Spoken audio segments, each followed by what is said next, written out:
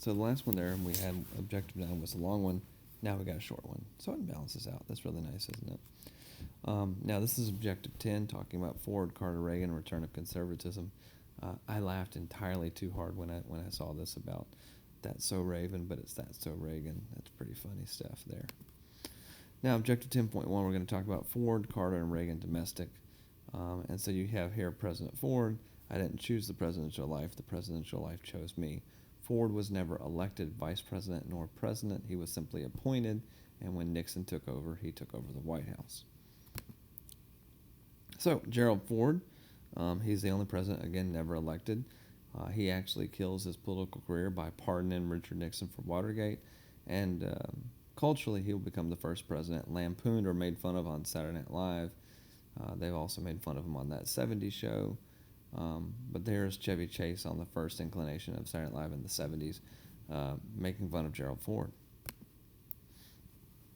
In 1976, we'll get President Jimmy Carter, who ran himself as a Washington outsider. Jimmy Carter is probably one of the nicest men you'll ever meet. He is still alive. So this thing about that really rustled my jimmies is really funny to me. Now, during this time, there's an oil crisis led by OPEC. We'll talk in class. And so the Department of Energy is created, looking for new sources because there were gas shortages, etc. He does win a Nobel Peace Prize for the Camp David Accords because it's the first time that an Arab nation, in this case Egypt, signs a peace treaty with Israel. And so that's a big deal.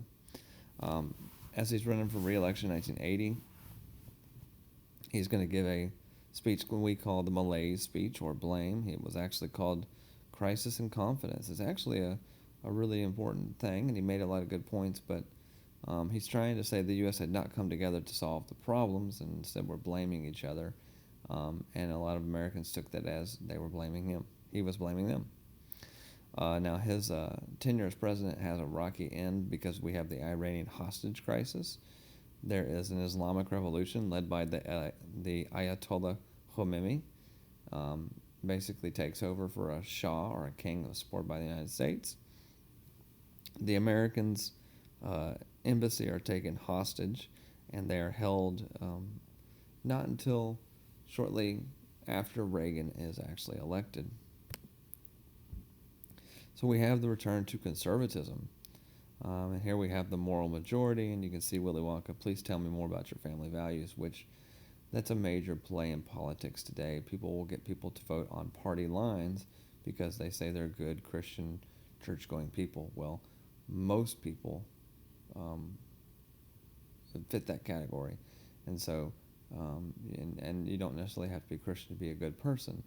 And so why do you link that together? Anyway, so they do that here. We have a known televangelist preacher named Jerry Falwell. He's going to be the one who gives us the term moral majority, which is where we tie conservative religious views to conservative politics. Christians tend to support Republicans more often than not. They'll begin to criticize major Supreme Court decisions such as Roe v. Wade, which is about abortion, as well as affirmative action cases. And we'll talk more about those. Now, Ronald Reagan, again, we have Mr. Betts here, Reaganomics, and with the Alanis Morissette ironic parody. So Ronald Reagan, his take on trickle-down economics was nicknamed Reaganomics. It's highlighted by tax cuts for businesses and creation of major new corporations such as Walmart Supercenters, Home Depots, Best Buy, Lowe's, etc., etc. Another major thing he has to deal with is PATCO, which was a union of air traffic controllers, and he simply fired them after they went on strike, and so he doesn't deal with strike. We have that conservative return there. He does appoint conservative Supreme Court justices, including the first woman. Her name is Sandra Day O'Connor. No, she's not the O'Connor from the Terminator. That's a different O'Connor. Anyway. Now, Objective 10.2, we have Reagan and Bush foreign policy. A lot of people said that Reagan was trying to act as a Superman. There's a song by a very, very strange group. Oh, goodness, what are they called? Their name's escaping me right now. Faith No More. There you are. And it's called midlife crisis. But then you also have a Genesis song called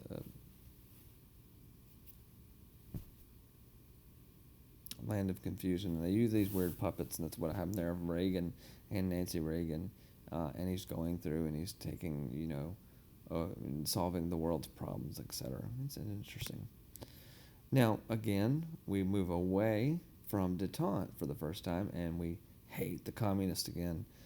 So much so that in his inaugural address, he actually calls the Soviet Union an evil empire. We'll invade Grenada.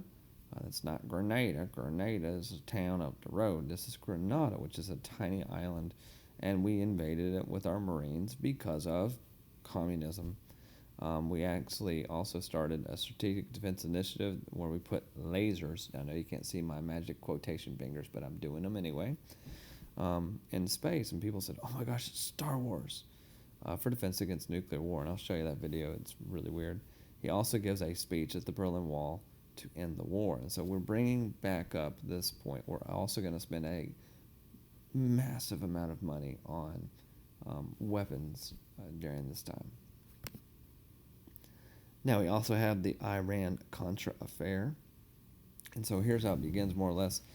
Nicaragua is in a civil war. The Sandinistas are communists, and they're supported by the Soviet Union. The Contras are democratic. They're supported by the U.S.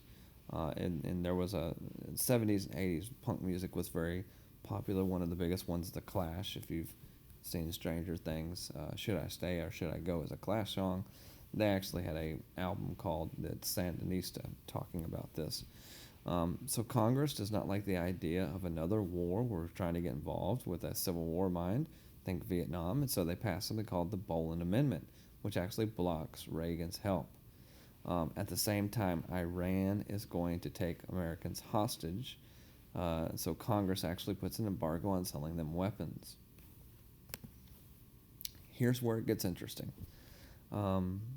In the late 80s, a Lebanese newspaper broke a story that the U.S. sold weapons to Iran through Israel.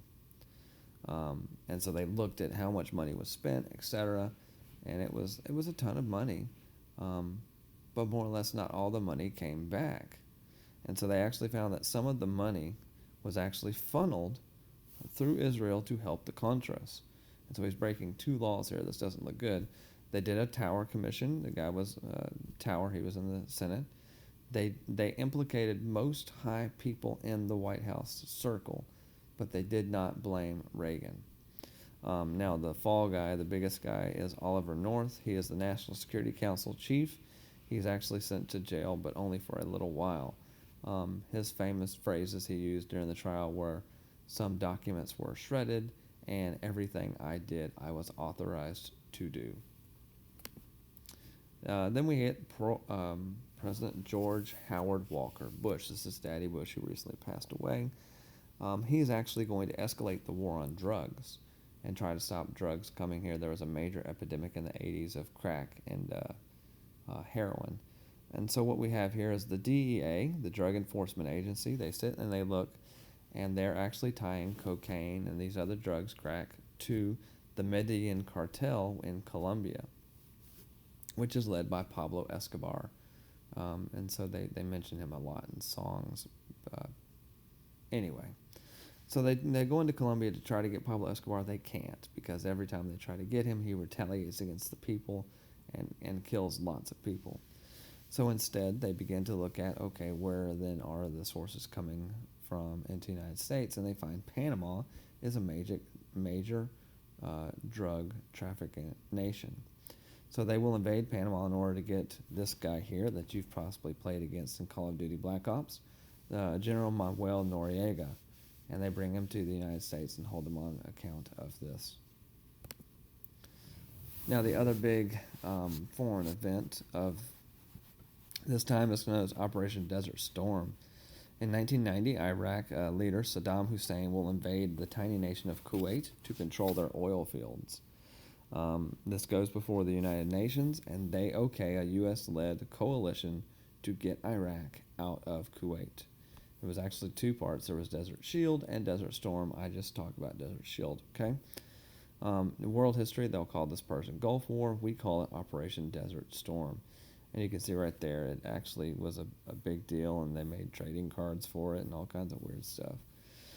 This is going to anger Osama bin Laden, who actually had a relationship with the United States with the Mujahideen in the 1980s, because we actually occupied Saudi Arabia to launch the strikes, but did not ask for permission, and so this is going to start building on that whole idea of a retaliatory measure towards the United States in the 2000s. Now, in 1989, the Berlin Wall will famously come down, and it came down from the residents. They ripped the wall down. Germany will be reunified. This spells the end for the Soviet Union, which will collapse in 1991. There you go. That was it for Objective 10.